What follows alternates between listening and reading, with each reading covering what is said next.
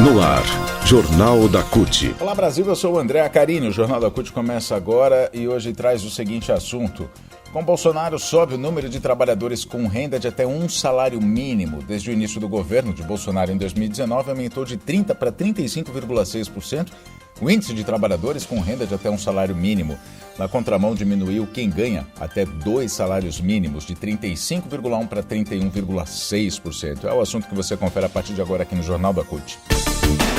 Rádio CUT. Aqui, a classe trabalhadora tem voz. Acesse pelo site www.cut.org.br. A retirada de 100 direitos trabalhistas contidos na CLT, na reforma promovida pelo ilegítimo Michel Temer, que prometeu, sem cumprir, a criação de 6 milhões de empregos, em troca da exploração da mão de obra, mostra sua face ainda mais cruel sob o governo de Jair Bolsonaro, que não apenas manteve a reforma trabalhista, como aprofundou a precarização das relações de trabalho. O resultado é um dos maiores arroxos salariais da história. Desde que teve início o governo Bolsonaro em 2019, aumentou de 30% para 35,6% o índice de trabalhadores com renda de até um salário mínimo, R$ 1.212 hoje. Na contramão, diminuiu o número dos que ganham até 2 salários mínimos, que dá R$ 2.224. Caiu de 35,1% para 31,6%. E entre os que recebiam acima de 2 salários mínimos, a queda foi de 34,9% para 32,8%. Um total de 34 milhões e 700 mil trabalhadores ganham hoje até um salário mínimo no Brasil. Eles representam 35,6% do total de ocupados no país, que é de 97 milhões e meio. Outros 65 milhões e meio recebem até 2 salários mínimos, 67,1% do total de ocupados. Só para explicar, ocupados são aqueles que estão trabalhando mesmo sem carteira de trabalho assinada e que têm algum rendimento a partir da força de seu trabalho.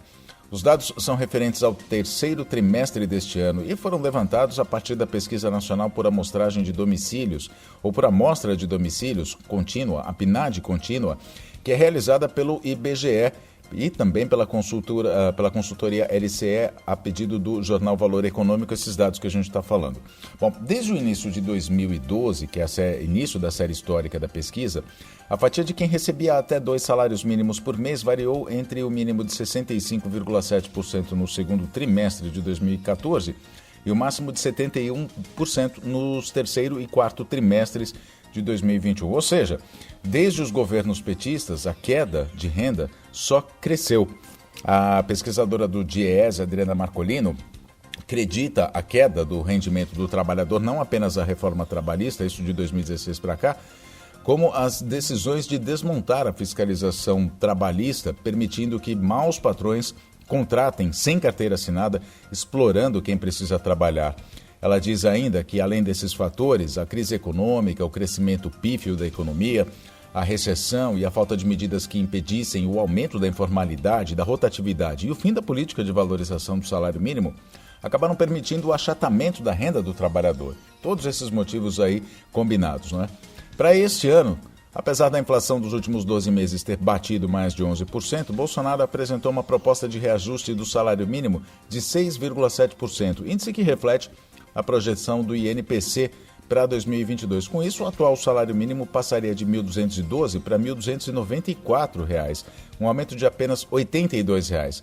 Se não houvesse a valorização do mínimo, do salário mínimo, se não houvesse a política que foi desmontada por Bolsonaro, o piso nacional hoje seria de apenas R$ 502. E se o atual governo tivesse mantido essa regra de reajustar acima da inflação, o valor desse ano seria R$ 36 maior, pulando de R$ 1.212 para R$ 1.248, ou seja, 3% a mais. Aí a Adriana Marcolino diz que diminuir a renda do trabalhador sempre foi o plano do golpe de 2016. Alguns economistas liberais chegaram a afirmar que era preciso aumentar a taxa de desemprego para pressionar a diminuição dos salários.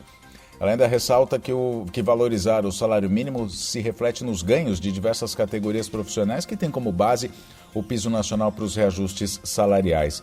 O salário mínimo serve de referência para 56 milhões de pessoas no Brasil, das quais 24 milhões são beneficiários do INSS. Já o salário mínimo regional serve de referência, sobretudo, para os trabalhadores do setor privado que pertencem a categorias não contempladas em acordos coletivos ou convenções, como os trabalhadores domésticos.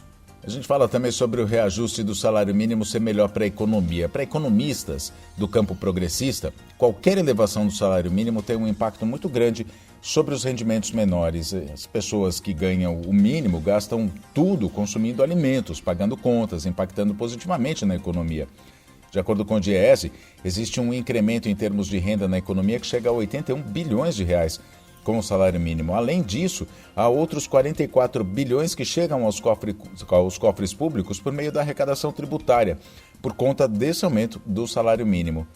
Bom, durante a sua campanha eleitoral e mesmo depois de ser eleito por um terceiro mandato presidencial, Lula vem mantendo a promessa de voltar com a política de valorização do salário mínimo que teve início lá em 2004, quando a CUT e as outras centrais sindicais, em um movimento unitário, lançaram a campanha pela valorização do salário mínimo. Nessa campanha foram realizadas 3 marchas conjuntas a Brasília com o objetivo de pressionar e, ao mesmo tempo, convencer os poderes executivo e legislativo sobre a importância social e econômica da proposta de valorização do salário mínimo. E assim a gente termina mais uma edição do Jornal da CUT. Obrigado a você que nos acompanhou até aqui. Nós nos falamos na próxima edição. Até lá!